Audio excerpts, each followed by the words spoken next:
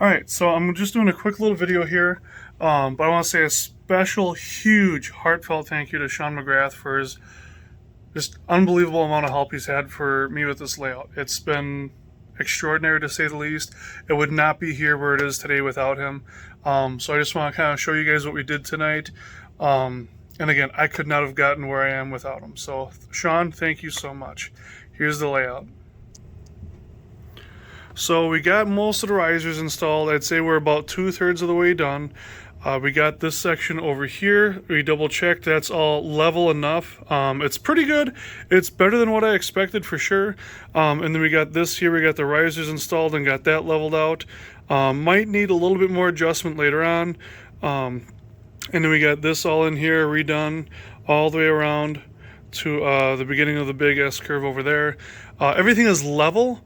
As far as the track from side to side like this, but we do have a slope and a gradient from here all the way around till we get up to here, and it should be a nice gentle 2% or less.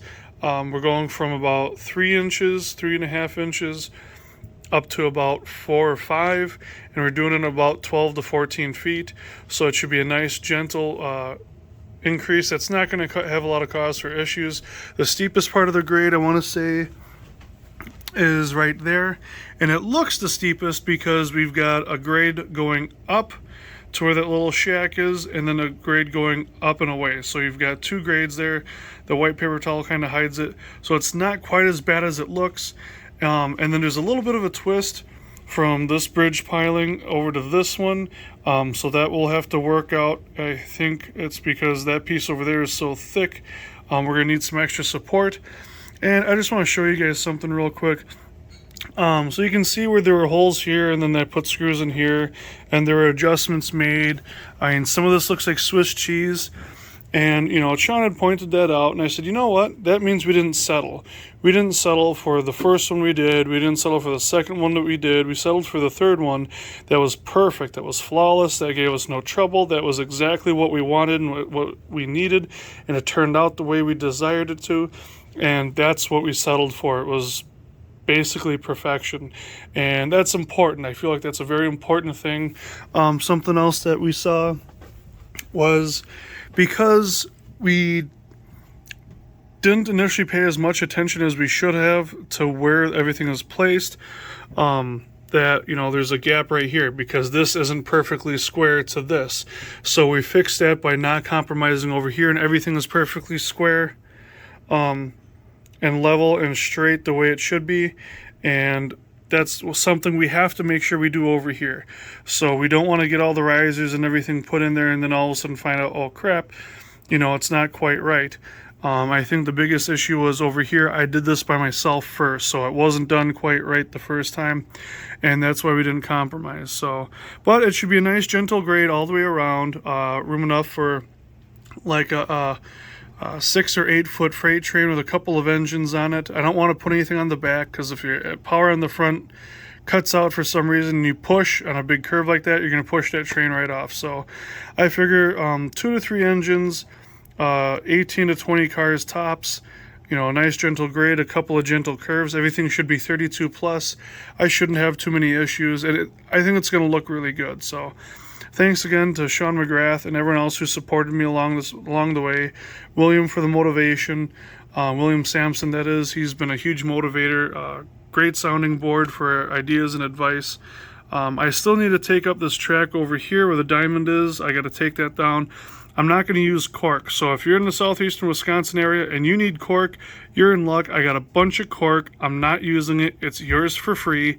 Just hit me up and we'll figure out a date and time. So that's about it. I need to get the buildings plotted on the top level. I can finally do that probably this weekend here, and plot the switches for the track, and that'll be a huge portion. That'll probably be a good quarter of the layout that'll be plotted out and ready to go, tracked down and everything.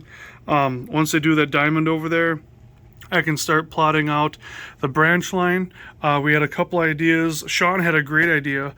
Let me just get inside the layout real quick and I'll show you. All right, so Sean had a pretty good idea. Since I'm not as creative as he is, he brought up tunnels. So right now, there's room here for a town or something, and then over here for a town or something, and then in here. And this is going to change. This is not how it's going to end up being. It's just not going to work out, and that's fine. And I don't want just a ton of track.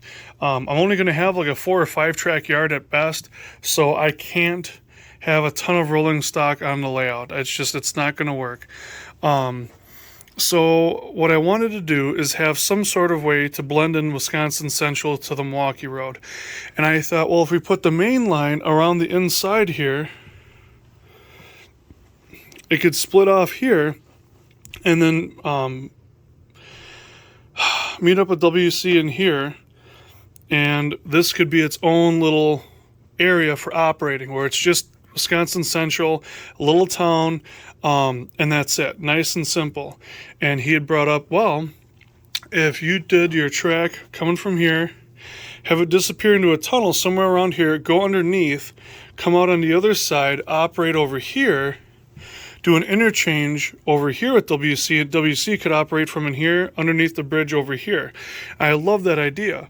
Because if I just follow the inside of the double main, then all I'm doing is I've got I basically got a triple track main, and there's not enough mixing around. So what I think I'm going to do is something like Sean McGrath said, is have it come through here, have a tunnel underneath, come out, go around the outside and have the interchange over there. And then you can have another operator over here. You can have another operator over here. You can have an operator in here. You can have one at the yard, 2 for the double track main, and 1 for the single track operating the local. So that would be a lot of people operating the layout, and that would be the dream, is to fit as many people in here without bumping into each other as possible. And basically the only people that would be moving around would be the people operating the main line on the inside, because the double main isn't really going to do a whole lot of work. Except for the freight up here and a passenger stopping at the station once in a while. But this is going to be the main interchange between the double track main line and the branch line with the station, which is going to have the double track main, the single track branch line, and another track for storage. And that'll probably be it. So that's going to be the fun part of it. Over here, I've kind of got it planned out, but I got to do a lot of work yet. I got to move that bookcase. I got to build the rest of the benchwork, put in the yard, figure out the engine facilities and all that stuff. So a lot to happen yet. And I kind of want to redesign the track work in and around here with the Pepsi plant. I'm not thrilled with the crossover here, so we'll see what happens. But it's all in time to come. I think what I'm going to do is, now that this is here, I'm going to clean all this off. I'm going to get some buildings and industries that I know I'm going to use here and kind of plot things out. I would like a road going through here across the tracks for WC. I've got a couple SDL39s coming on the way. I ordered the SW1500s from Athearn Genesis. I've got a GP40 and an SD35, so I could swap those out for interchanging in here. I just want to do some kind of neat little switching track plan, so I'll probably start poking through Model Railroader and some of the magazines and find something that'll fit in here. So something that's like a 2x10 would probably fit pretty nicely as an interchange, and I'll look for something like that. And I can, even if it's a straight 2x10, I can kind of blend it in through here. Yeah, that's about it. But again, huge thanks to everyone who's helped me out with this, anyone who's supported me, supported the channel, supported my Facebook page, just Chicago, Milwaukee, Northwestern. I greatly appreciate it. I wouldn't be here with this layout without you guys. YouTube, Facebook, everyone who's participated, had a conversation with me. I mean,